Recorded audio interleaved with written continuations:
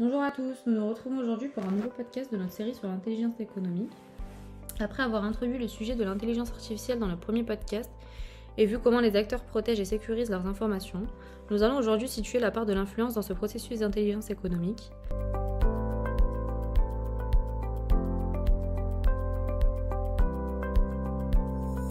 Tout d'abord, qu'est-ce que l'influence dans le cadre de l'intelligence économique ?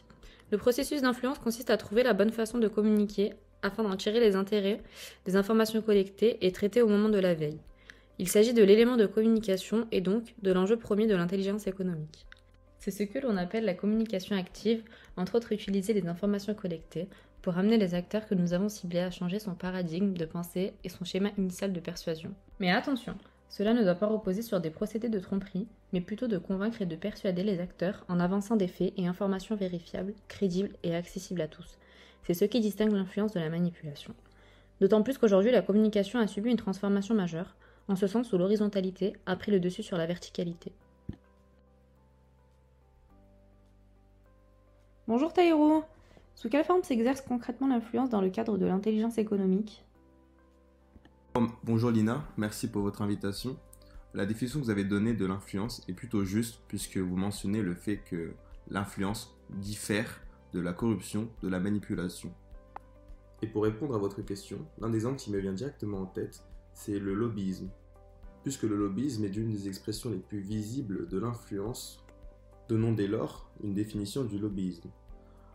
Pour cela, je vais utiliser la définition donnée par le livre vert de la Commission européenne en 2007, qui dit que le lobbyisme s'apparente à toutes les activités qui visent à influer sur l'élaboration des politiques et des processus décisionnels des institutions européennes. Ainsi, ce que l'on peut retenir de cette définition, c'est le critère, la capacité à influer sur l'élaboration des politiques et des processus décisionnels sans le limiter à sa représentativité ou à l'intérêt défendu. C'est pourquoi aujourd'hui on retrouve une multitude d'acteurs lobbyistes dans de diverses industries, telles que l'industrie agroalimentaire, l'industrie phytosanitaire et l'industrie aéronautique, par exemple. Très intéressante cette mention au lobbyisme. Vous définissez le lobbyisme de manière positive, mais comment justifiez-vous l'image négative que le lobbyisme peut avoir auprès de l'opinion publique ? L'image négative du lobbyisme peut peut-être provenir de l'association que l'on fait entre le lobbyisme et la corruption.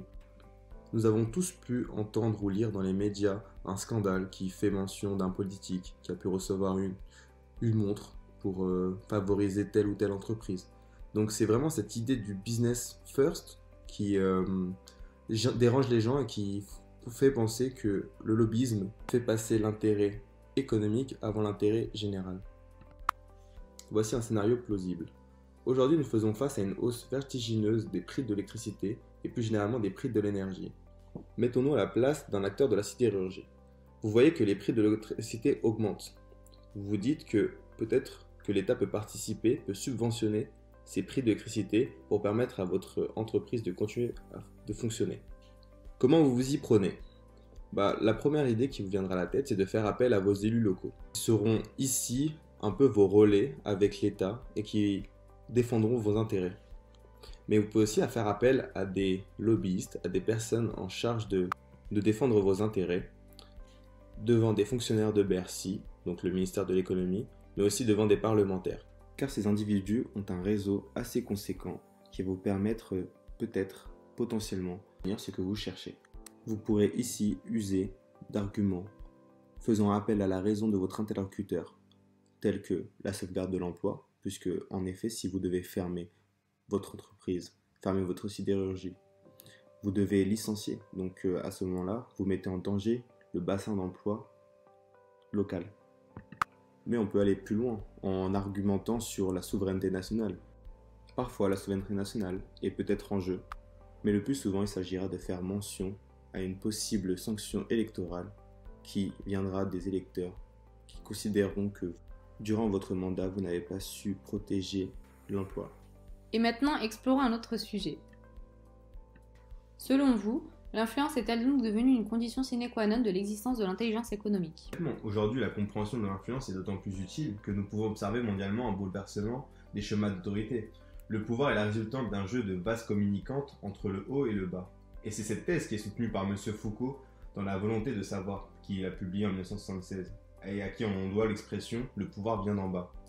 Et c'est ici qu'aussi je vais faire appel à une thèse très intéressante développée par Monsieur Juillet et Monsieur Rakucho dans l'influence, le noble art de l'intelligence économique.